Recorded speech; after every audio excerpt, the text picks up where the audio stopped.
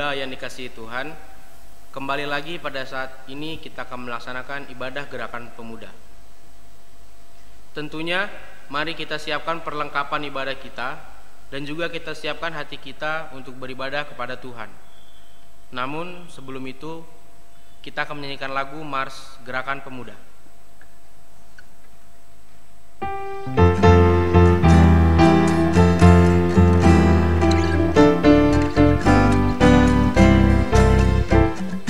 Dalam iman percaya pada Kristus Tuhan, kami pemudi dan pemuda melayaninya.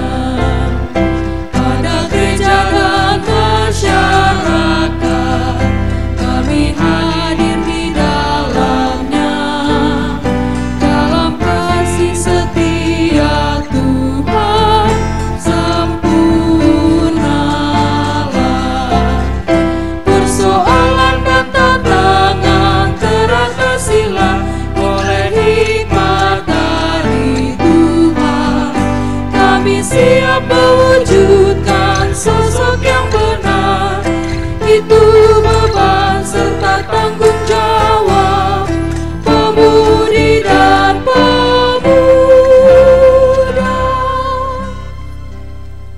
Teman-teman, sebelum kita mulai rangkaian ibadah pemuda kita, mari kita saat teduh sejenak.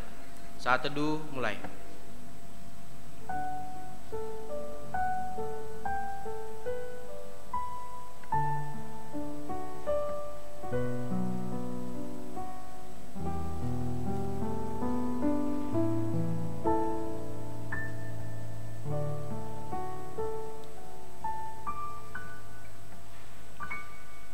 Saat teduh selesai. Kembali kita akan menyanyikan lagu pujian dari Gita Bakti 251. Pasal yang pertama, mari jalan dalam terang Tuhan.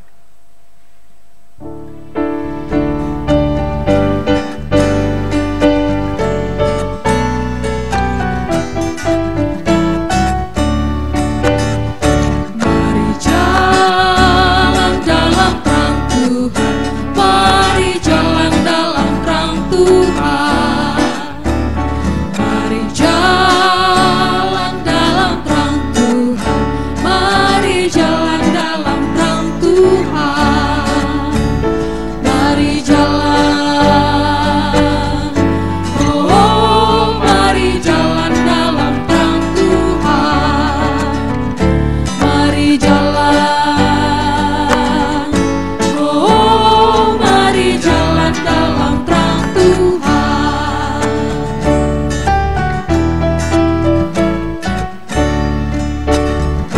Siahameku kanyen kwenkos, siahameku kanyen kwenkos,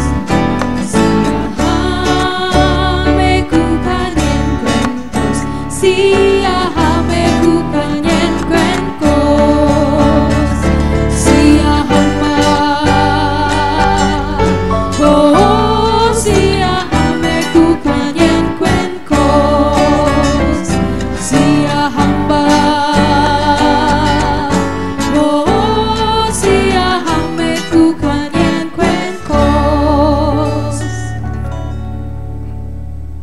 Teman-teman, mari kita tundukkan kepala kita dan kita bersatu dalam doa. Allah Bapa bertahan dalam kerajaan surga, semalam Bapa, kembali lagi kami Bapa di sini Bapa untuk melakukan ibadah gerakan pemuda Bapa.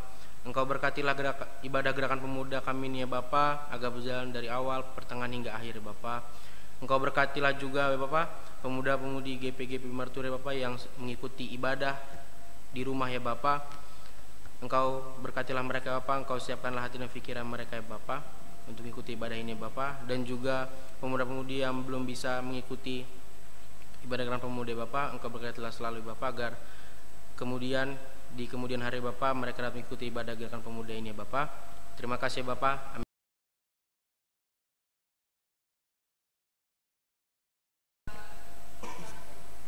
Mari kita membuka kitab Mazmur kita dari Mazmur pasal 37 ayat 21 sampai 26.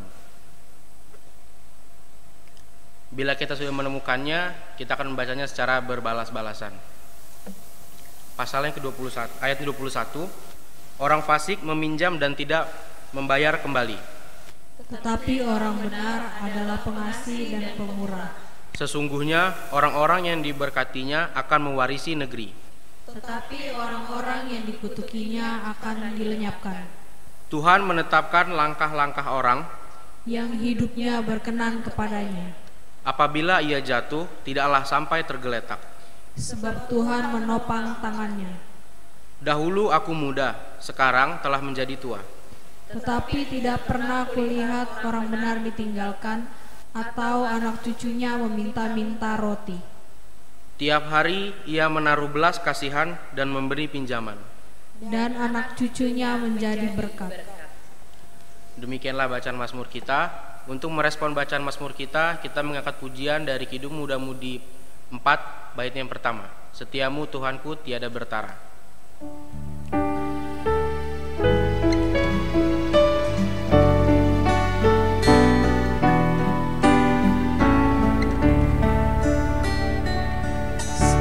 Setiamu Tuhanku tiada bertara, dikala suka di saat gelap. Kasih-Mu Allahku tidak berubah. Kaulah pelindung abadi tetap. Setiamu Tuhanku, pengharu hatiku. Setiap pagi bertambah jelas. Yang ku perlukan tetap Kau berikan, sehingga aku pun puas telas.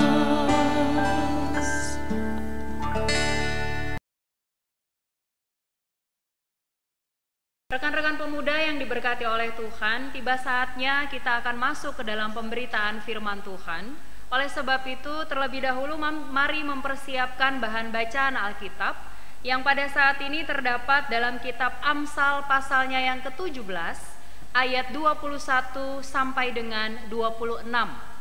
Amsal pasal 17, ayat 21 sampai dengan 26. Sebelum kita membaca dan merenungkan firman Tuhan, rekan-rekan pemuda, mari kita berdoa. Bapa kami yang bertata dalam kerajaan surga, terima kasih untuk pertolongan Tuhan yang masih terus kami rasakan sampai dengan saat ini. Sebentar lagi kami akan membaca dan merenungkan firman Tuhan. Berkenanlah Engkau memberikan kepada setiap kami hikmat-Mu, supaya di tengah masa muda yang Tuhan anugerahkan, kami tidak hanya berhenti sebagai seorang pembaca dan pendengar, tapi karena pertolongan-Mu kami dilayakkan menjadi pelaku sabda kebenaran firman Tuhan di tengah masa muda yang Tuhan anugerahkan bagi setiap kami. Bersabdalah ya Tuhan, kami anak-anak-Mu sedia mendengarkan. Amin. Amsal pasalnya yang ke-17 ayat 21 sampai dengan yang ke-26 berkata, siapa mendapat anak yang bebal mendapat duka, dan ayah orang bodoh tidak akan bersukacita. Hati yang gembira adalah obat yang manjur, tetapi semangat yang patah mengeringkan tulang. Orang fasik menerima hadiah suapan dari pundi-pundi untuk membelokkan jalan hukum. Pandangan orang berpengertian tertuju pada hikmat, tetapi mata orang bebal melayang sampai ke ujung bumi. Anak yang bebal menyakiti hati ayahnya dan memedihkan hati ibunya. Mengenakan denda orang benar adalah salah, memukul orang mulia pun tidak patut. Demikianlah firman Tuhan. Yang berbahagia ialah setiap kita yang tidak hanya membaca dan mendengarkan firman Tuhan, tapi boleh memberlakukannya di tengah hari-hari yang Tuhan percayakan. Terpujilah Kristus, haleluya.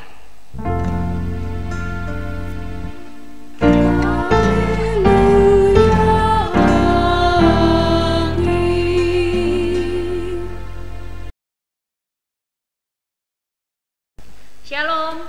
Shalom. Ya, rekan-rekan pemuda yang diberkati oleh Tuhan, baik kita yang ada di dalam gedung gereja ini ataupun rekan-rekan pemuda yang menyaksikan ibadah ini secara online. Hari ini kita akan merenungkan bersama bagian firman Tuhan dengan tema pemberitaan firman Tuhan, kaum muda yang berhikmat di tengah keluarga. Rekan-rekan pemuda yang diberkati oleh Tuhan, dalam keberadaan kita sebagai kaum muda di tengah keluarga, saya yakin bahwa kita pasti punya satu harapan tentang apa yang menjadi peran kaum muda di tengah keluarga. Saya yakin teman-teman pasti tidak mau hanya sekedar menyandang label kaum muda, tapi tidak bisa memberikan dampak apa-apa. Dan bicara soal dampak, ini kita tidak bisa bicara dampaknya keluar, karena kita harus bicara terlebih dahulu apakah kaum muda hadir dan berdampak di lingkungan yang paling kecil terlebih dahulu, yaitu adalah keluarga. Di sini saya mau memberikan pertanyaan bagi teman-teman, memang terbatas ya saudara-saudara, hanya terbatas bagi kita yang hadir di sini, tapi teman-teman yang ada di rumah juga boleh menjawab. Sekiranya apa yang menjadi pergumulan atau pertanyaan yang akan kita diskusikan bersama-sama. Menurut teman-teman, apa yang menjadi peran pemuda masa kini di tengah keluarga? Silahkan. Aku dulu ya Bu ya. Ya. Oke, jadi peran pemuda di era sekarang ini kan kita lagi menghadapi situasi COVID-19 ini ya gitu. Dan kita sebagai kaum muda, kita harus mengingatkan keluarga kita juga untuk tadi cuci tangan, pakai masker keluar rumah, atau paling tidak bawa hand sanitizer keluar rumah. Dan juga banyak juga informasi-informasi tentang COVID-19 ini yang banyak di media-media itu yang kadang jadi apa ya, ada yang hoax juga, ada kabar-kabar yang menakutkan juga kayak gitu. Nah, peran kita sebagai pemuda di sini, kita memberikan informasi yang valid ke keluarga kita gitu. Jadi jangan sampai keluarga kita sendiri kemakan oleh hoax tadi yang akhirnya disebarkan ke grup-grup WhatsApp atau ke sosial media yang lain, sehingga akhirnya timbul kericuhan yang lain lagi gitu. Jadi kita sebagai pemuda, kita harus ngingetin keluarga kita juga, karena kita pemuda kan yang lebih melek informasi dan media juga gitu. Iya, terima kasih. Yang lain ada teman-teman? Silahkan. Ibu, boleh deh, ini tadi nyambung yang Petra sih Ibu Meta.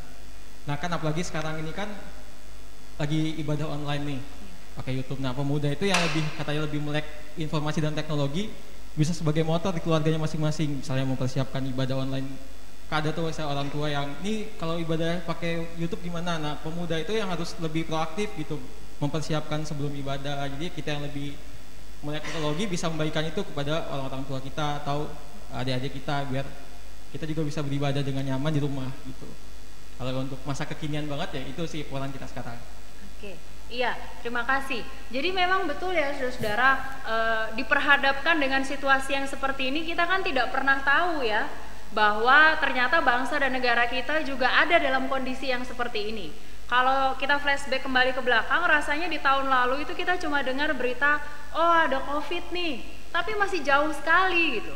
Tapi siapa yang sangka ketika masuk ke tahun 2020, kita diperhadapkan dengan kondisi yang akhirnya membuat kita yang awalnya mungkin dengan teknologi ya biasa-biasa aja mungkin gitu ya.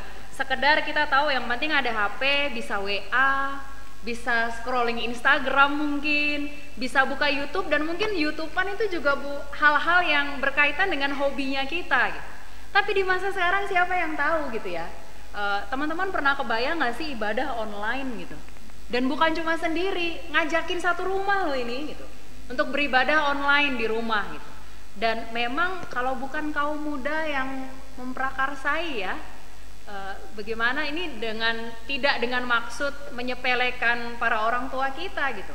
Tapi zaman sekarang buka YouTube bukan lagi di HP, nyambungnya ke TV.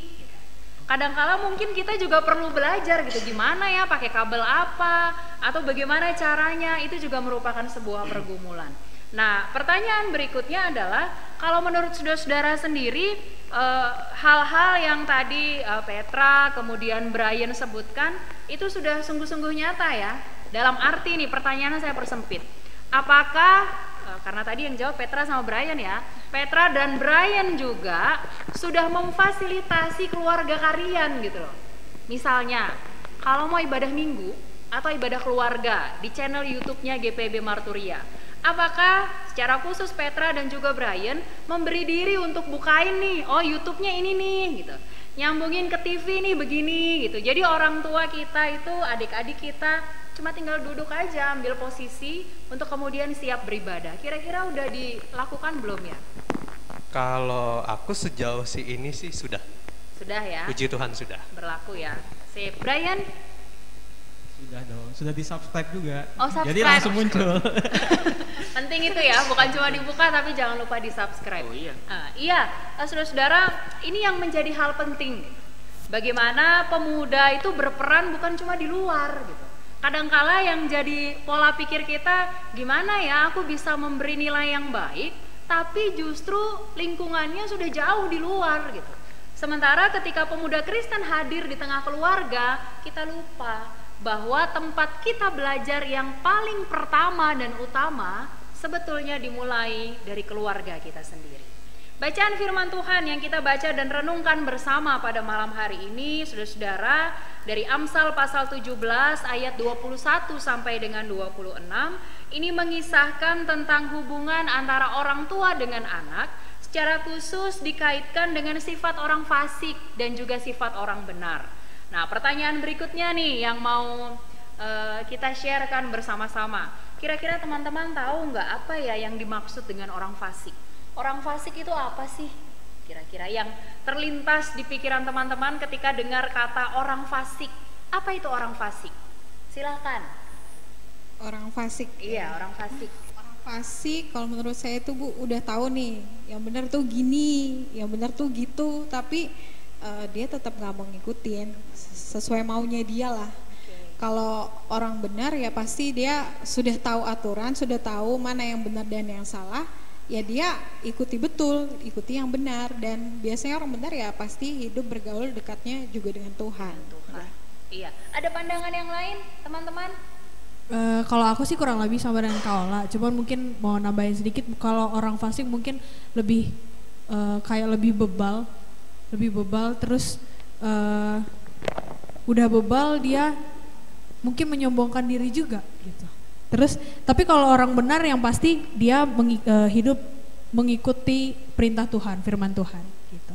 Iya, terima kasih. Memang betul ya saudara-saudara, rekan-rekan pemuda yang diberkati oleh Tuhan, kalau bicara soal orang fasik dan orang benar, pengertian sederhananya orang fasik nih begini, seperti yang tadi Ola sampaikan juga.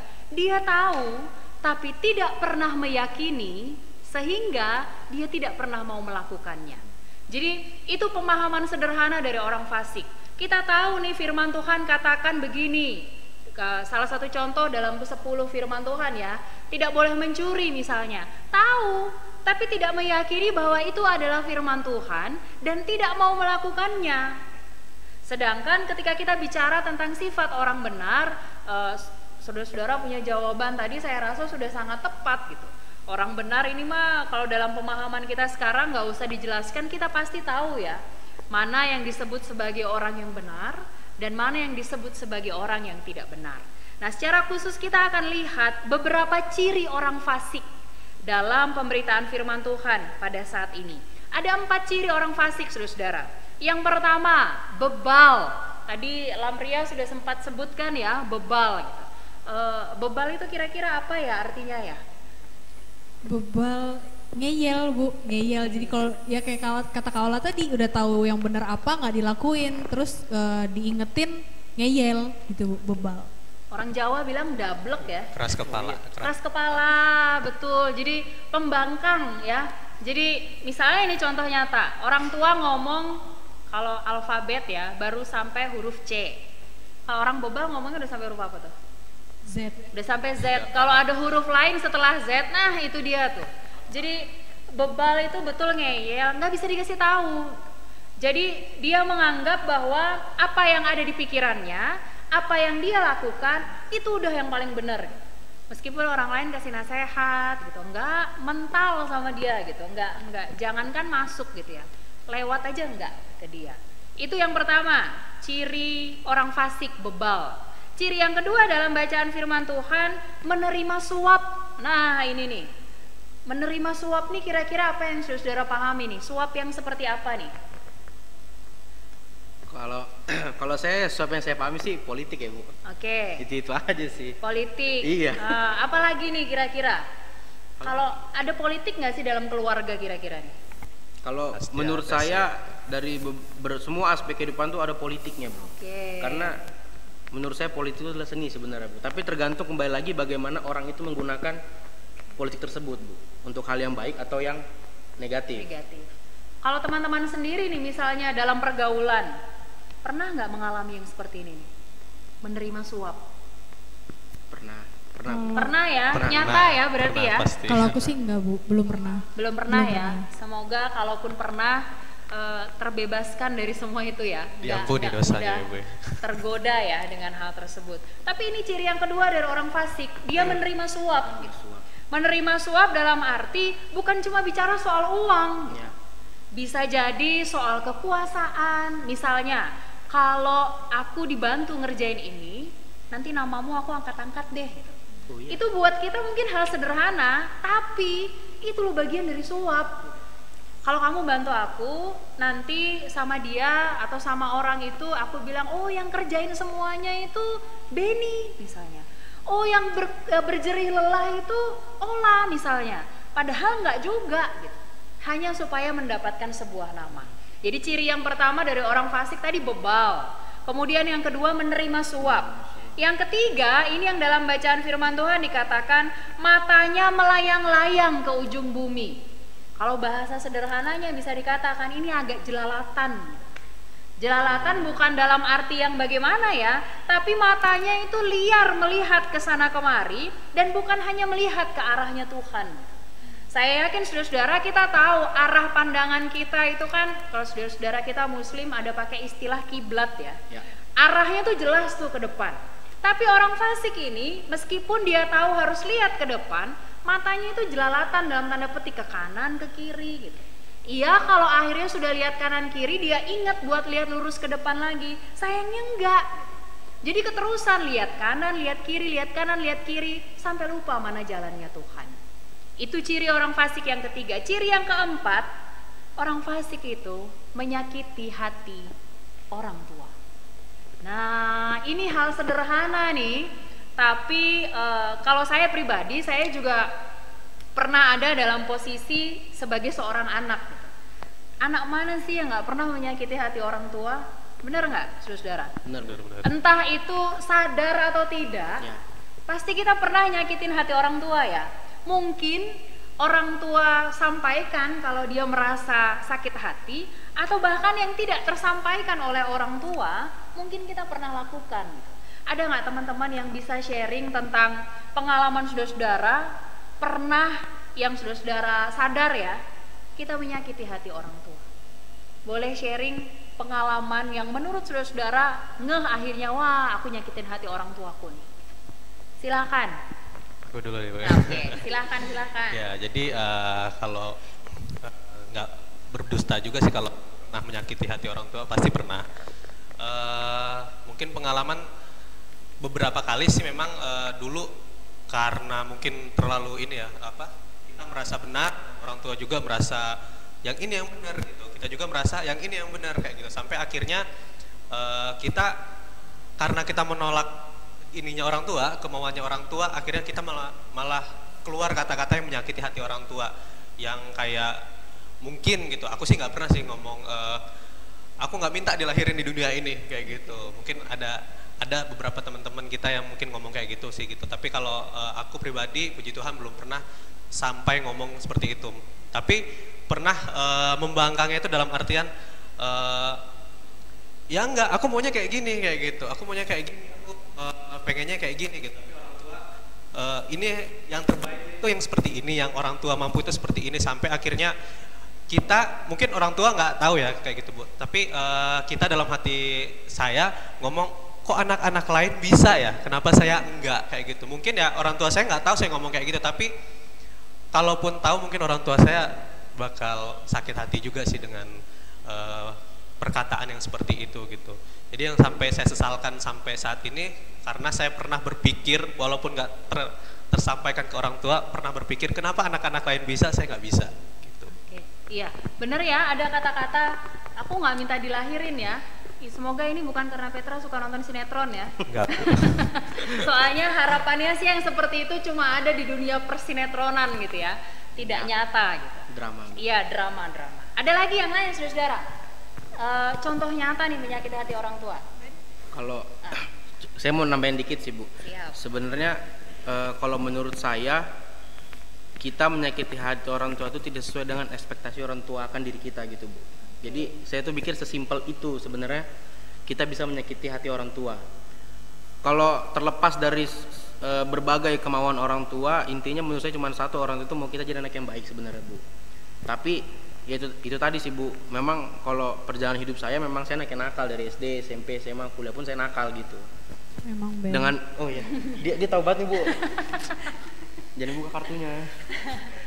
Nah, jadi banyaklah kesalahan-kesalahan yang saya lakuin yang memang mungkin yang orang-orang berpikir itu nggak akan dilakuin sama anak SD, tapi saya lakuin. Yang nggak dilakuin sama anak SMP tapi saya lakuin gitu Bu. Nah, itu kan pasti orang tua saya kan nggak berharap saya bakal jadi melakukan hal itu gitu. Nah, kalau dari saya sesimpel itu Bu, kita tidak sesuai ekspektasi orang tua itu sebenarnya, jika mungkin orang tua belum sakit hati, minimal kita bikin goresan-goresan gitu Bu, luka-luka di hati orang tua. Sesimpel itu sih Bu. Dan mungkin goresan itu kita nggak pernah lihat ya. Nggak pernah sadar, lama-lama jadi luka yang besar gitu Bu. Betul. Iya, saudara, ada lagi yang lain? Lamria, silakan. Kalau aku merangkum keduanya kali ya. Boleh. Kayak Petra pernah mungkin ya, karena misalnya orang tua maunya A, aku maunya B. Karena menurut aku yang B itu sepertinya lebih logis untuk aku lakukan gitu daripada yang A. Terus pernah juga berpikir kayak Benny gitu loh. Karena di saat sekarang ya memang ya lebih gimana ya, jujur aja aku lulusannya apa, pekerjaannya apa gitu loh. Jadi itu pernah jadi pergumulan juga, cuman berpikir ya sudahlah, Tuhan kasih jalan lewat sini, mungkin nanti ada berkat yang lebih gitu sih aku mikirnya. Iya, oke. Iya, kadangkala saya tanya dulu sama teman-teman, kita yakin ya bahwa orang tua kita pasti ingin yang terbaik buat kita ya. Benar. Dengan caranya mereka loh ya, dengan caranya orang tua kita gitu, yang mungkin buat kita, buat rekan-rekan sekalian sebagai pemuda-pemudi itu nggak masuk di pikirannya kita. Gitu. Saudara-saudara, kita harus lihat juga bersama gitu bahwa memang para orang tua kita, mereka sudah punya segudang pengalaman yang mungkin tidak pernah kita alami. Dan itu sebetulnya memang sebagai sebuah upaya antisipasi supaya kita yang jadi anak-anaknya nih berproses semakin hari menjadi lebih baik. Gitu.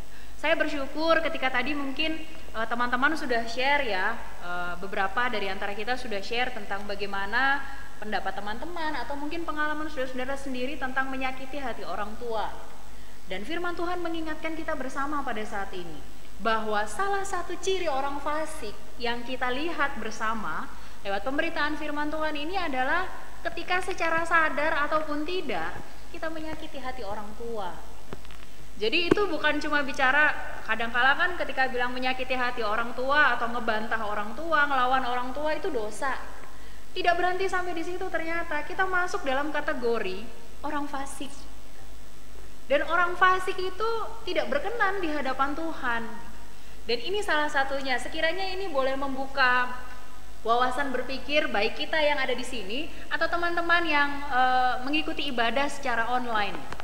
Jadi bahan evaluasi juga ketika mungkin secara tidak sadar kita suka ngebantah orang tua. Jadi orang bebal ini nggak harus ketemu dengan orang lain di luar sana. Kadang-kala kita jadi orang bebal ketika berhadapan dengan keluarga kita sendiri. Kemudian menjadi orang yang tidak menghormati orang tua, yang kemudian menganggap bahwa keluarga lain kok kayaknya hidupnya enak-enak banget ya gitu.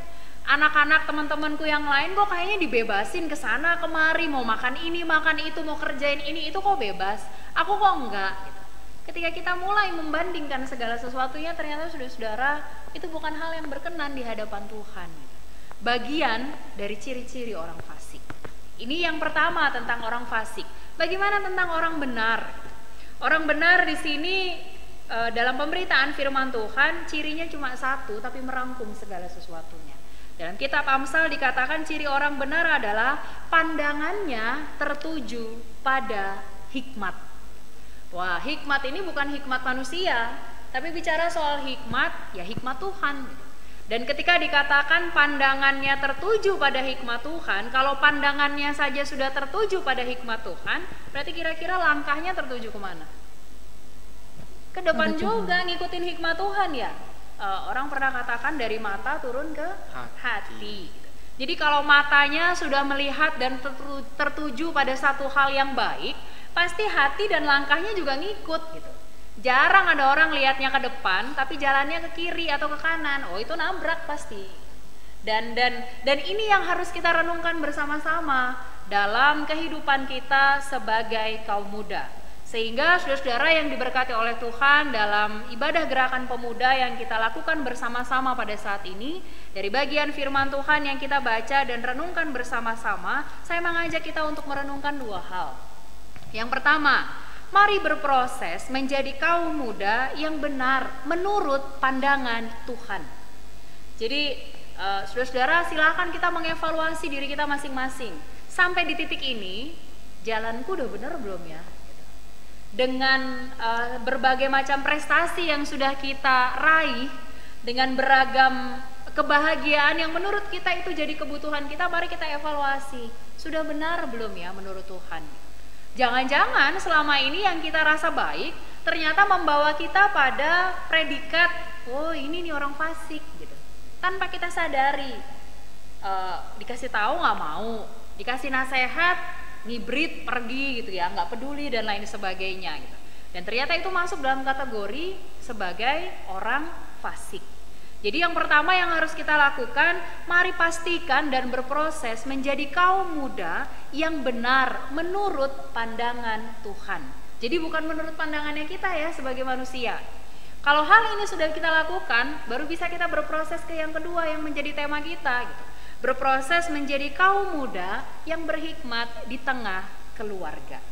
Satu ayat yang menarik sebetulnya yang cukup terkenal dari kitab Amsal terdapat pada ayatnya yang ke-22 dalam bacaan firman Tuhan. Ayat 22 katakan, hati yang gembira adalah obat yang manjur, tetapi semangat yang patah mengeringkan tulang. Saudara-saudara ingat nggak, biasanya ayat ini dipakai ketika kita lagi ngapain ya? Lagi ngapain ya? Biasa kalau kunjungan orang sakit, iya kan? Ya. Nah, ini nih biasanya yang dipakai nih gitu. Ketika dikatakan hati yang gembira adalah obat yang manjur, tapi semangat yang patah mengeringkan tulang. Dengan harapan kita mau katakan, biarpun lagi sakit, hati harus gembira. Masuk akal nggak menurut saudara? Hah? Lagi sakit nih? Lagi merasakan sakit nih, entah sakit yang kelihatan di luar atau sakit yang nggak kelihatan. Hati masih bisa gembira nggak? Logikanya makan sih aja susah. Makan aja susah ya. Gimana mau gembira gitu? Muka mungkin kelihatan senyum, tapi kedalaman hati seseorang kita nggak pernah tahu. Tapi dari firman Tuhan ini kita mau belajar, mau mengingatkan kita bersama. Hati yang gembira itu bisa kita peroleh kalau kita mengandalkan hikmat Tuhan. Jadi untuk punya hati yang gembira itu kita nggak perlu meskipun ini jadi kebutuhan jasmani ya, makan sekenyang-kenyangnya, berpakaian sebaik-baiknya, punya pengalaman sekaya-kaya dan lain sebagainya. Itu boleh ada, tapi kalau kita tidak mengandalkan hikmat Tuhan, kebahagiaan itu semu, bisa hilang. Sama kayak orang ketika makan, ada jangka waktunya dia bakal lapar lagi kan. Oh iya. Tapi oh iya, Benny langsung oh iya gitu. 2 jam sekali. 2 jam sekali. Tapi ketika kita mengandalkan hikmat Tuhan, maka hati kita itu meskipun mungkin saudara-saudara sedang ada dalam pergumulan yang berat, ajaibnya hikmat Tuhan itu bisa membuat kita merasakan sukacita dan kegembiraan di dalam Tuhan. Kemudian kalau dikatakan sedangkan semangat yang patah mengeringkan tulang, itu timbul akibat apa? Kefasikan kita sebagai manusia. Jadi jangan salahkan orang lain. Oh, aku jadi kayak gini karena mereka. Enggak, semuanya berawal dari diri kita sendiri. Mau punya hati yang gembira, andalkan hikmat Tuhan. Mau supaya semangat yang patah itu hilang, ya andalkan hikmat Tuhan. Tapi kalau kita mau terus semangat kita patah, maka berproseslah jadi orang fasik. Itu nggak usah diupayakan, kita nggak punya semangat untuk menjadi lebih baik ketika kita ada dan hadir sebagai orang fasik. Ini yang saya ajak teman-teman kita untuk renungkan bersama-sama. Usia boleh muda, pengalaman kita mungkin belum seberapa, tapi bukan berarti kita tidak bisa jadi pemuda-pemudi yang berhikmat di tengah-tengah keluarga. Bisa, asalkan modal dasarnya kita, ibarat rumah, pondasinya kita itu adalah hikmat Tuhan. Dan bukan keakuannya kita, atau keegoisannya kita, atau kesombongannya kita sebagai pemuda-pemudi. Ketika kita mengandalkan hikmat Tuhan, pasti Tuhan mampukan kita hadir dan punya peran yang sangat luar biasa di tengah-tengah keluarga kita. Saudara, ada nggak yang pernah pimpin doa di rumah? Pernah ya? Ada nggak yang pernah, apalagi ini kan masa-masa ketika kita ada ibadah online di rumah ya, mungkin ibadah khotbahnya bisa ada di sini nih, tapi teman-teman pernah nggak kebagian suruh bikin renungan di rumah? Atau kasih khotbah singkat? Pernah ya? Pernah. SBU, baca SBU deh, bener tuh, baca SBU pernah ya? Tapi itu pun butuh persiapan kan? Butuh banget persiapan gitu. Dan mari berkarya mulai dari keluarga kita. Kalau dari keluarga kita sudah menjalin hubungan yang baik, bahkan berkarya dengan sangat baik, ini satu jaminan, keluar kita pasti jadi berkat ya. Oke. Petra ada pertanyaan ya? Oke. Silakan. Jadi kemarin di akun GPers Lampung itu sudah kita ngirim, adminnya ngirim Q&A gitu. Jadi siapa teman-teman yang mau bertanya tentang tema khotbah hari ini. Jadi ada beberapa teman yang nanya, jadi kita ini aja, kita sharing aja berapa orang. Jadi ini ada yang menarik nih Bu, yang pertama. Jadi panjang banget nih gitu. Jadi pertama dia ngasih pendapat, nggak hanya sebatas intelektual anak yang harus dikembangkan, tapi tentang emosi atau perkembangan karakter anak juga perlu diperhatikan setiap orang tua. Jadi contohnya, mungkin ini contoh dari dia ya Bu, dialamin juga mungkin sama pemuda-pemuda sekarang. Jadi kata dia, ada banyak sekali orang tua yang nuntut anak-anaknya harus punya nilai tinggi di sekolah. Nah terus itu harus masuk ranking teratas, dan saat anaknya belum bisa memberikan yang diinginkan, malah seperti merendahkan banget. Kecewa, marah, dan akhirnya mengeluarkan kata-kata yang bahkan nggak pernah diharapkan oleh anak untuk didengar. Nah orang tuanya itu tahu nggak sih anaknya itu udah berjuang, atau anaknya apa yang dilalui sama anaknya di sekolah itu seperti apa. Dan ada banyak anak yang walaupun nilainya kecil, bahkan di bawah rata-rata, temannya itu udah berusaha semaksimal mungkin, dia nggak menyontek, ada hasil dari kemampuannya. Jadi dia nggak nyontek, tapi ya hasilnya tetap rendah juga kayak gitu. Jadi ada yang nyontek nilainya tinggi kayak gitu, dan itu dibanggakan oleh orang tuanya, padahal orang tuanya nggak tahu kalau dia sebenarnya nyontek. Nah dan pertanyaannya, dari situ aku mau nanya, apa yang harus kami para pemuda lakukan di tengah keluarga, meskipun mungkin kami lelah dengan tuntutan keluarga tersebut. Gitu. Itu yang pertama Bu. Iya. Boleh dijawab dulu Bu. Ya, Satu dulu Bu. Ya. Teman-teman pernah punya pengalaman kayak gini nggak? Pernah ya. Cepet ya jawabnya. Saya waktu masih sekolah pernah juga ngerasain kayak begini nih. Gitu. Apa tanggapan teman-teman dulu nih? Silahkan. Ada yang mau kasih pendapat? Saya boleh Bu? Boleh. Kalau saya biasanya kan, kalau dia yang nggak mau ngikutin orang tuanya, biasanya dilawan ya Bu ya, biasanya kan. Enggak gini gitu kan, bisa gitu. Kalau saya mau coba kasih pandangan baru itu Bu, kita jangan ngelawan, tapi kita kasih pemahaman juga ke orang tua Bu. Gitu. Memang bukan sebatas nilai Bu, jujur ujian nasional SMA saya matematika itu 2 Bu. Okay. Karena emang saya lemah banget matematika, tapi terlepas dari itu, kita itu masih bisa berkarya juga kok di luar-luar gitu. Nah caranya gimana? Jangan kita ngelawan orang tua kita dengan bentakan, dengan kata-kata kasar gitu. Tapi kita coba kasih pemahaman sama orang tua gitu, kita ajak ngobrol baik-baik gitu sih Bu. Mungkin Nah itu yang memang metode yang baru saya pakai itu memang semenjak saya kuliah gitu Bu, karena ada orang lain juga yang ngomong ke saya itu seperti itu gitu Bu. Nah itu yang lagi saya pakai. Jadi saya sebelum kuliah memang saya sering banget gitu biang ngelawan orang tua gitu, cuman ini saya lagi mencoba belajar mengontrol diri gitu Bu, untuk nggak ngelawan orang tua dengan memberikan pemahaman juga ke orang tua. Mungkin gitu Bu. Oke, ada lagi yang mau memberikan tanggapan?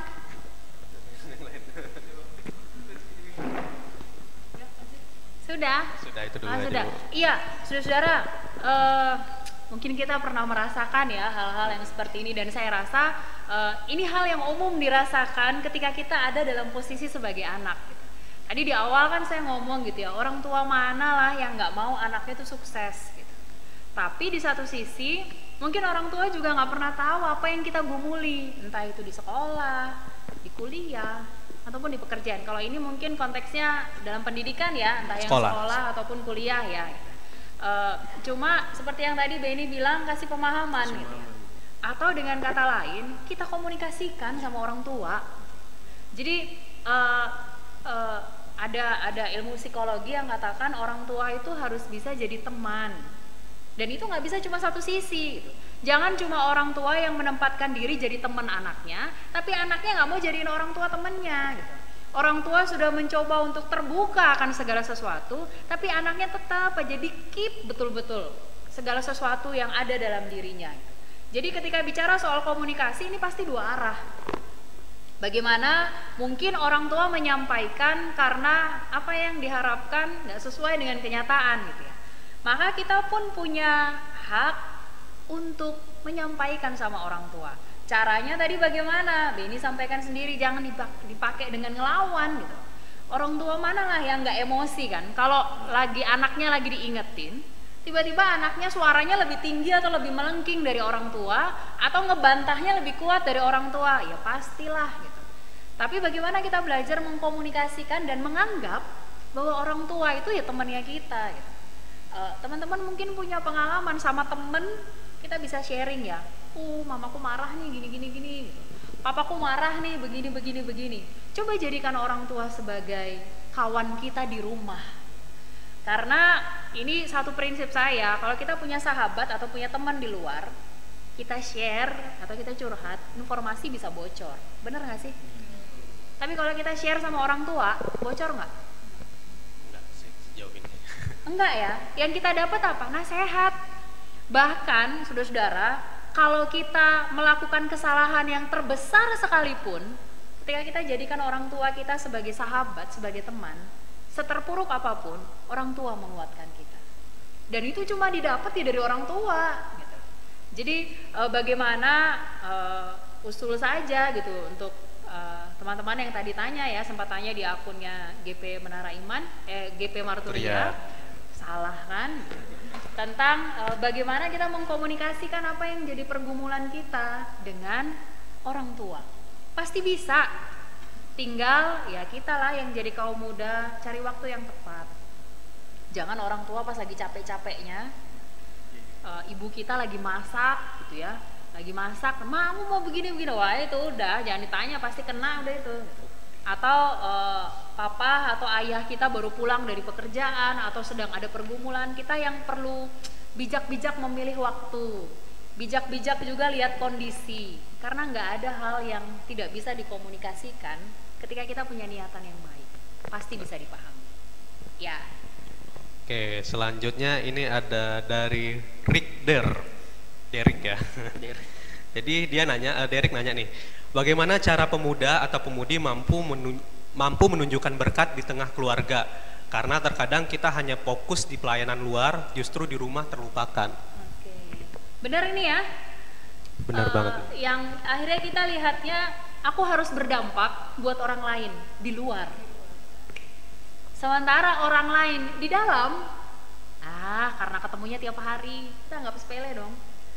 Besok-besok masih ada waktu. Sementara kita nggak pernah tahu nih hidup kita sampai kapan nih. Jangan sampai kita lebih care sama orang luar daripada orang dalam. Kalau menurut teman-teman sendiri nih, menjawab pertanyaannya Derek ya, kira-kira gimana caranya nih menjadi berkat di tengah keluarga?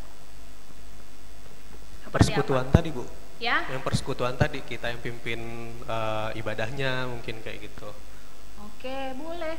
Bisa, bener. Apalagi yang lain? Yang tadi itu berkomunikasi sama orang tua.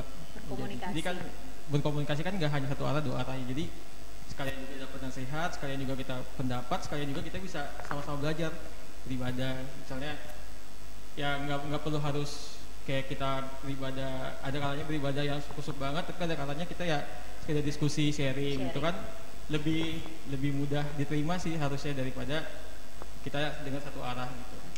Oke. Iya, bener. Saudara-saudara, aku punya ini nih, pertanyaan.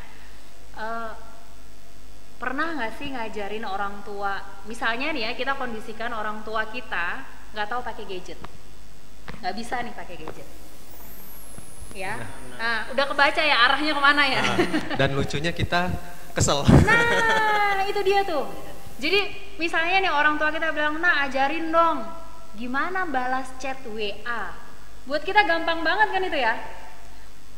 Tapi ketika kita kasih tahu, nggak ngeh nih orang tua nih, maksudnya orang tua kita loh.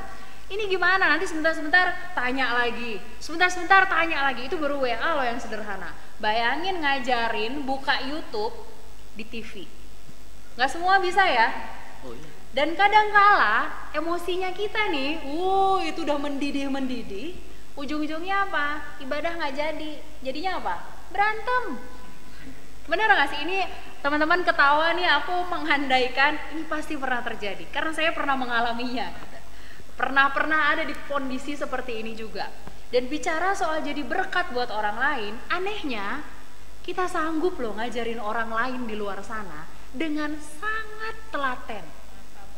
Dengan sabar, sampai orang itu jadi lebih pintar daripada kita, jadi lebih melek teknologi daripada kita, ketimbang kita sendiri nih. Itu untuk orang lain loh. Sementara untuk orang tua secara khusus ya, yang sudah lebih bersabar sama kita dari awal, kita nggak sabar. Itu yang pertama. Yang kedua, bagaimana jadi berkat di tengah keluarga. Berkat ini kan tidak semata-mata bicara soal uang ya. Ketika saudara-saudara misalnya ada yang sudah bekerja, mau memberi kepada orang tua, mungkin itu nggak akan pernah bisa membayar bagaimana perjuangannya orang tua ngebesarin kita sampai sekarang nih. Sampai kapanpun nggak akan pernah bisa. Tapi paling tidak kita buat orang tua bangga, bersuka cita, karena dari tuntunannya orang tua, dari mereka membesarkan kita, paling nggak kita bisa kasih gitu. Mungkin buat orang tua, buat kita ya 50.000 tuh ya dipakai makan sebentar habis gitu. Tapi ketika kita kasih sederhana saja hal yang mungkin buat kita nominalnya kecil gitu. Tapi buat orang tua, yakinilah berbahagianya mereka bisa dapat hal tersebut. Yang lain, jadi berkat di tengah keluarga. Ketika kita ada dalam perkumpulan di rumah gitu ya, mau makan, coba beri diri. Ayo mah, pah, dek, kak, makan yuk sama-sama, aku yang pimpin doa. Pernah nggak saudara-saudara kira-kira bikin seperti itu? Nunggu disuruh. Itu pun kalau udah disuruh, jangan aku, kemarin aku udah gitu, dia aja, ini aja gitu. Mulai tolak-tolakan gitu kan ya. Itu dalam rumah gitu. Terus ketika saudara-saudara ada kesempatan ya, kita berdoa semoga COVID cepat berakhir ya. Ada kesempatan kita bisa makan keluar gitu. Nah, berani nggak lo ngomong? Ayo, makanan udah datang, jangan dimakan dulu. Ayo berdoa, aku yang pimpin. Di tengah banyak orang. Sederhana itu. Atau semua memilih, udahlah berdoa sendiri-sendiri aja, udah. Nggak enak diliatin orang. Padahal itu hal simpel. Dan itu ketika itu kita lakukan saudara-saudara, kita nggak jadi berkat. Bukan hanya bicara soal jadi berkat buat orang lain di luar, tapi kita jadi berkat buat keluarga kita sendiri. Satu hal yang harus diingat, meskipun dengan kemudahan kita, Tuhan pakai kita pasti untuk jadi berkat buat banyak orang, terlebih khusus buat keluarga di mana kita bertumbuh dan berproses di dalamnya. Ada lagi, Petra? Ada Bu, satu lagi. Ini dari 2 orang, dari Hana Novia sama Yosua BS, Yosua Bernat Sinurat ya. Jadi pertanyaannya agak mirip nih. Jadi gimana caranya menjadi pemuda yang berhikmat di tengah keluarga saat masa pandemi ini? Oke, saat masa pandemi. Iya. Kalau ini rasanya tadi udah sempat kejawab Ya, kali ya. kejawab ya, Yang benar. tadi teman-teman sampaikan ya, sharingnya beberapa orang gitu tentang misalnya hal sederhana di tengah pandemi. Kalau tadi Petra bilang ngingetin buat jaga kesehatan. Orang tua misalnya, kita tahu orang tua kita rentan. Apa salahnya sih sepuh ya? Kakak Ola punya pengalaman. Semoga keluarga siapa lagi, bat layar merasakan ibadah di rumah gitu. Iya, cuci tangan bener. Jadi contoh sederhana, ketika kita tahu mungkin orang tua kita itu pengkonsumsi aktif obat ya, misalnya orang tua kita punya penyakit bawaan gitu. Di masa sekarang apa yang bisa saudara lakukan? Ambilin obat, Pah, ini saatnya minum obat. Nah, atau kalau enggak ada suplemen vitamin gitu, Mah minum dong nih. Meskipun mungkin kita nggak kemana-mana, meskipun mungkin kita nggak lagi sakit gitu, tapi apakah kita mau memberi diri untuk melakukan itu buat orang lain? Orang-orang bilang sekarang apa? Itu receh banget ya, nggak ada apa-apanya gitu. Tapi ketika itu kita lakukan, yakinlah orang tua kita dalam hati mungkin nggak ngomong, tapi dia akan bilang, wah, anakku care, anakku perhatian. Di masa pandemi ini, itu hal yang sederhana tapi berbuahkan suatu hal yang baik. Ketika berdoa, kita mendoakan orang tua. Kalau orang tua sakit gitu ya, seberapa di antara kita yang bilang, Pak ayo berdoa yuk, berdua aja di kamar gitu. Atau sama ibu kita, ayo berdoa yuk. Itu sederhana. Bayangkan bisa pimpin doa di ibadah GP, tapi disuruh berdoa di rumah nggak mau. Nah, mau jadi apa? Padahal kita belajar berdoa dari mana coba saudara? Dari rumah gitu. Mau dibilang belajar berdoa di gereja, iya kalau sering ke gereja gitu kan. Kalau ke gerejanya sekali-sekali cuma Natal sama Paskah, nah belajar di mana coba? Jadi ini yang sekiranya bisa membuka wawasan berpikir kita bahwa ya kaum muda pasti punya sesuatu yang baik yang bisa dibagikan bukan cuma untuk orang luar, tapi mari mulai dari keluarga kita. Begitu ya Kakak Petra. Saya coba dengan satu ungkapan penutup, saudara, rekan-rekan yang diberkati oleh Tuhan. Kita sebagai pemuda-pemudi itu lahir dari sebuah keluarga. Dan sebelum kita lebih mencintai orang lain atau membangun kehidupan keluarga kita sendiri nantinya, mari mulai dengan menghargai orang tua, adik atau kakak yang kita punya saat ini. Karena kita tidak akan pernah tahu kapan masanya segala sesuatu akan berakhir. Sebelum penyesalan itu datang, mari kita mulai. Mulai dari saat ini belajar menjadi para pemuda-pemudi yang memberi dampak positif paling tidak di tengah keluarga. Bagaimana caranya? Mari terus andalkan hikmat Tuhan, karena dengan hikmat yang dari Tuhan asalnya, kita dimampukan menjadi berkat dimulai dari keluarga kita sendiri. Tuhan Yesus memberkati kita sekalian. Amin. Untuk merespon firman Tuhan kita, teman-teman mari kita menyanyikan lagu pujian dari Gita Bakti 303 ayat yang pertama dan yang kedua, apa kita akan berhimpun.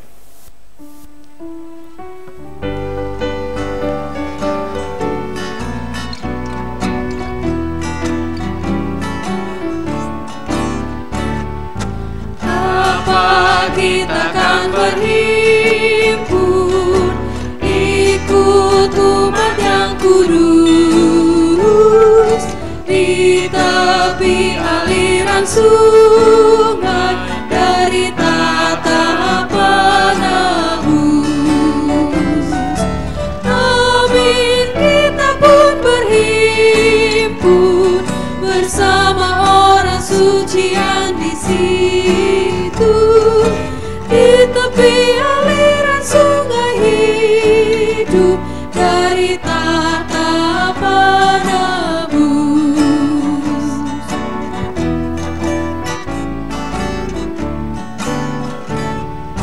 Nanti pada sungai indah hilang duka dan resah oleh Kristus Raja kita yang ditata mulia. Amin.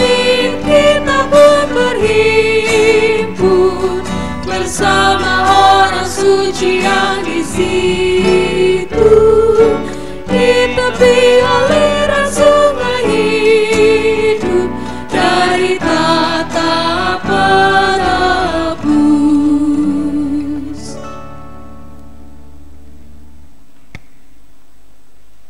Baik rekan-rekan GP, kita akan masuk dalam doa syafaat. Mari siapkan hati dan kita berdoa. Tuhan, terima kasih bahwa kami sudah boleh beribadah pada hari ini, walaupun secara daring, tapi kami boleh beribadah bersungguh-sungguh, dan kami juga sudah boleh memuji dan memuliakan nama-Mu, dan kami sudah boleh mendengarkan firman Tuhan pada hari ini. Kiranya firman yang sudah kami dengar, bukan hanya kami dengar, tapi dapat kami resapi dan kami lakukan dalam kehidupan kami sehari-hari. Berkati juga agar kami dapat menjadi pemuda yang berhikmat di tengah-tengah keluarga. Terlebih lagi kami dapat menjadi pemuda yang berhikmat di tengah-tengah lingkungan kami berada. Tuhan, kami juga berdoa bagi gereja kami Tuhan, GPIB Maturia. Tuhan boleh berkati para pendeta kami, Tuhan boleh berkati presbiter yang ada, Tuhan boleh berkati juga pengurus GP yang ada, agar pelayanan kami bergereja, khususnya GP, dapat boleh terlaksana dengan baik dan sesuai dengan kehendak-Mu. Berkati juga orang-orang yang sudah boleh mempersiapkan ibadah ini, baik kami yang sudah boleh memberi diri sebagai pelayan liturgis, memberi diri sebagai pemusik, pemandu lagu, dan operator live streaming, dan juga terlebih kepada Ibu Pendeta Dena yang sudah boleh mempersiapkan firman Tuhan agar dapat diberitakan pada ibadah pada hari ini. Terima kasih Tuhan. Ya Tuhan, dalam rangkaian doa syafaat ini ya Tuhan, kami juga mau berdoa ya Tuhan, untuk bangsa dan negara kami ya. Kiranya Tuhan yang boleh sertai pemimpin bangsa kami ya Bapa, dari yang paling tinggi hingga paling rendah ya Bapa. Terutama di era pandemi ini ya Bapak, kiranya Tuhan yang boleh menyertai para pemimpin kami ya Bapak dalam membuat setiap kebijakan, peraturan, dan protokol apapun ya Bapak, untuk menangani wabah pandemi COVID-19 ini ya Bapak. Kami juga berdoa ya Bapak, kiranya Tuhan yang boleh menyertai untuk setiap tim kesehatan ya Bapak, yang menjadi garda terdepan ya Bapak dalam era ini ya Bapak, dalam pandemi ini. Kiranya Tuhan yang sertai setiap tim kesehatan Tuhan, yang cukupkan setiap keperluannya ya Tuhan, dan Engkau berkati terus ya Bapak dari segi kesehatan mereka ya Bapak, karena mereka yang paling rentan untuk boleh tertular virus COVID ini, karena mereka yang menangani setiap pasien yang terkena virus ini ya Bapak. Engkau juga boleh berkati ya Bapak untuk pemimpin kami yang rencananya terutama untuk di ibu kota Jakarta ya Bapak akan mengadakan PSBB kembali ya Bapak. Kiranya kami juga ya Bapak boleh disadarkan sebagai masyarakat ya Bapak untuk boleh mengikuti betul ya Bapak setiap protokol kesehatan yang ada ya Bapak, sehingga wabah pandemi ini ya Bapak boleh segera berakhir juga ya Bapak. Hanya dalam nama ya Bapak kami sudah berdoa ya Bapak. Bersehati kami menaikkan ungkapan syukur atas rangkaian pertolongan Tuhan yang boleh terus kami rasakan. Secara khusus kami menopang di dalam doa bagi para pemuda-pemudi di tengah beragam tugas, bahkan peran dan tanggung jawab yang Tuhan percayakan. Rekan-rekan pemuda dalam masa pendidikan, baik di bangku sekolah ataupun perkuliahan, Tuhan yang terus-menerus menambah-nambahkan hikmat, akal budi, dan kepintaran, sehingga dengan kesempatan boleh mengecap bangku pendidikan dapat dipergunakan sebaik-baik mungkin, dan sekiranya lewat setiap pendidikan yang mereka terima, mereka juga boleh berguna bagi keluarga, bagi orang-orang di sekitar, dan secara khusus untuk hormat dan kemuliaan nama Tuhan. Untuk rekan-rekan pemuda dalam pekerjaan yang sedang ditekuni, baik mereka yang sedang bergumul juga untuk mencari pekerjaan, kiranya Tuhan yang boleh terus menolong dan memampukan, supaya ketika masanya Tuhan menganugerahkan sebuah pekerjaan, teman-teman pemuda juga dapat mengisi bahkan melaksanakan apa yang menjadi tugas dan tanggung jawabnya di dalam takut akan Tuhan. Kami memohon Tuhan yang terus memberikan kami kesehatan, kekuatan di tengah masa pandemi COVID-19 ini, baik rekan-rekan pemuda yang masih harus belajar dari rumah, bekerja dari rumah, ataupun sudah harus kembali bekerja di tempat kerja masing-masing. Tuhan yang menjaga, memelihara, bahkan memberikan hikmat-Mu turun atas setiap kami, supaya kami dimampukan menjaga kesehatan kami pribadi, juga menjaga kesehatan orang-orang yang ada di sekitar kami.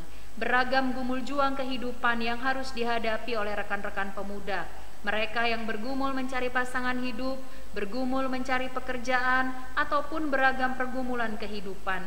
Kiranya Tuhan yang berikan hikmat dan jalan keluar terbaik, bahkan memampukan rekan-rekan pemuda untuk tidak lelah menggumuli segala sesuatunya bersama dengan Tuhan di dalam doa. Bagi setiap kami yang boleh turut ambil bagian dalam peribadahan gerakan pemuda pada saat ini, baik kami yang ada di dalam gedung gereja, tim live streaming, ataupun teman-teman yang beribadah dari rumah masing-masing. Kiranya Tuhan yang menolong supaya semakin hari kami sungguh merindukan untuk ada dalam sebuah peribadahan meskipun harus dilaksanakan secara daring, tapi kami yakin dan percaya Tuhan ada dan Tuhan akan memakai kami di tengah masa muda yang Tuhan anugerahkan supaya kami dapat memberi dampak positif, dan itu dimulai dari kehidupan keluarga kami, dan pada akhirnya kemanapun kami melangkah, kemanapun kami berkarya, bahkan dimanapun Tuhan menempatkan kami, nama Tuhan dipermuliakan. Kami mohon ampun untuk setiap dosa dan kesalahan yang kami lakukan. Kami pertaruhkan kehidupan kami, masa muda kami, cita-cita masa depan kami di bawah kaki salib Tuhan, karena kami yakin Engkaulah Tuhan penentu masa depan kami. Dalam nama Tuhan Yesus Allah yang adalah sumber berkat dan pemberi kehidupan, kami berdoa dan mengucap syukur seperti doa yang Tuhan ajarkan kepada kami bersama-sama. Bapa kami yang di sorga, dikuduskanlah namamu, datanglah kerajaanmu, jadilah kehendakmu di bumi seperti di sorga. Berikanlah kami pada hari ini makanan kami yang secukupnya, dan ampunilah kami akan kesalahan kami, seperti kami juga mengampuni orang yang bersalah kepada kami. Dan janganlah membawa kami ke dalam pencobaan, tetapi lepaskanlah kami daripada yang jahat.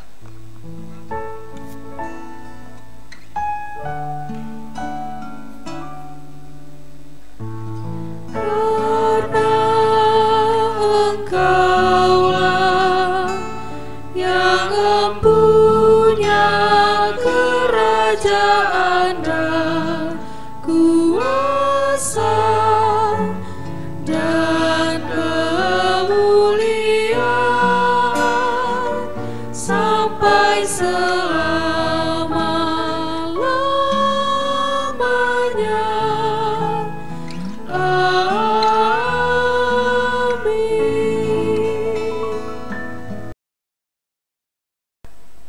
Baiklah teman-teman, kita akan memberikan persembahan kita. Bagi teman-teman yang memberikan persembahan, dapat mengirimkan ke nomor rekening gereja yang nanti akan ditampilkan di layar monitor. Nanti juga bakal ditampilkan juga QR code. Nanti teman-teman juga bisa scan QR code tersebut untuk memberikan persembahan teman-teman.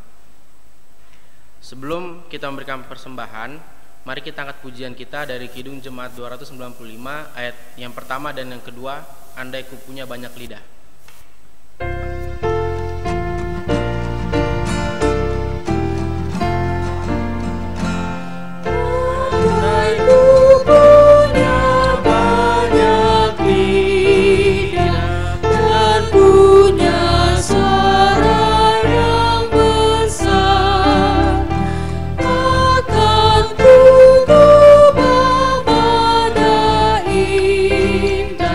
dan ku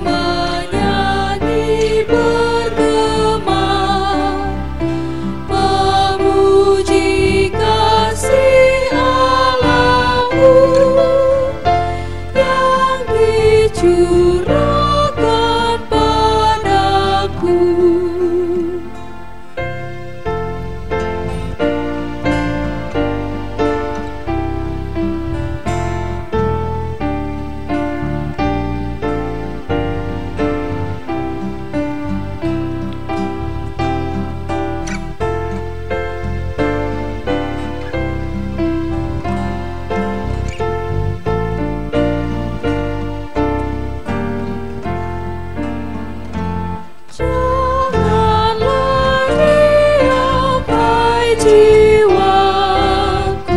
dan kau ragaku bangunlah. Nyatakanlah kegemaranmu atas berkat anugerah, karena selama hidupku akan ku puji Allahku.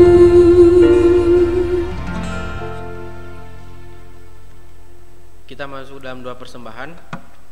Mari kita berdoa. Allah Bapa, terima kasih Bapa atas kesempatan pada hari ini Bapa. Berikut adalah persembahan kami Bapa. Engkau berkatilah persembahan yang telah kami kumpulkan ya Bapa untuk dapat berguna bagi pembangunan gereja, segala keperluan-keperluan gereja, seluruh keperluan pelkat-pelkat, terutama pelkat GB ya Bapa. Terima kasih ya Bapa. Amin. Baiklah teman-teman, tiba saatnya kita untuk mengakhiri ibadah kita pada malam hari ini. Saya undang teman-teman untuk bangkit berdiri untuk kita terima amanat pengutusan. Saudara-saudara yang diberkati oleh Tuhan, kembalilah ke dalam kehidupanmu sehari-hari sambil terus mengingat isi firman Tuhan yang sudah kita renungkan bersama-sama, supaya kita bisa menjadi pemuda-pemudi yang berhikmat mulai dari keluarga kita masing-masing.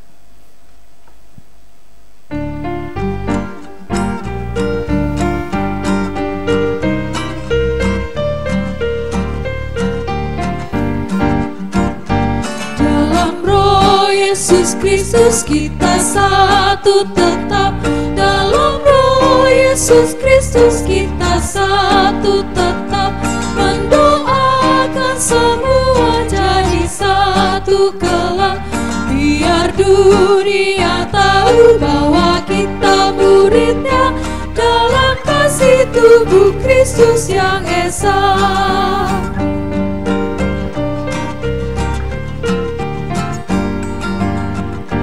Kita jalan bersama bergandengan erat, kita jalan bersama bergandengan erat, menyiarkan berita bahwa Tuhan dekat, biar dunia tahu bahwa kita muridnya dalam kasih tubuh Kristus yang esa. Dan pikiranmu kepada Tuhan serta terimalah berkat-Nya. Kasih karunia dan damai sejahtera yang dari Allah Bapa asalnya akan tinggal tetap menyertai rekan-rekan pemuda di tengah beragam tugas tanggung jawab yang Tuhan percayakan, sehingga kita dapat berproses menjadi pemuda-pemudi yang berhikmat mulai dari keluarga kita sejak saat ini sampai selama-lamanya.